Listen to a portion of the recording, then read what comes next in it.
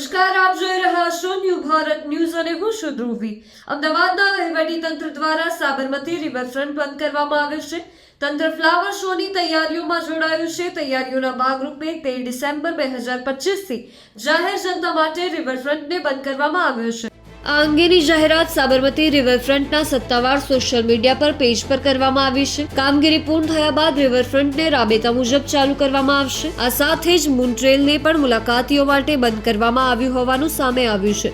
અમદાવાદ રિવરફ્રન્ટની મુલાકાતે રોજ હજારો લોકો મુલાકાતે આવતા હોય છે। આ માત્ર અમદાવાદ નહીં પરંતુ રાજ્યભરના લોકો માટે આકર્ષણનું કેન્દ્ર બન્યું છે। જો કે હાલના સમયમાં બીજી તરફ અમદાવાદ વહીવટીતંત્ર ફ્લાવર શોની તડામાર તૈયારીઓમાં જોડાયું છે। તૈયારીઓના ભાગરૂપે રિવરફ્રન્ટની મુલાકાતીઓ માટે 13 ડિસેમ્બર 2025 થી બંધ કરવામાં આવ્યું છે, જેની જાહેર સાબરમતી રિવરફ્રન્ટ ઓથોરિટી દ્વારા સત્તાવાર સોશિયલ મીડિયા પેજ પરથી કરવામાં આવી છે।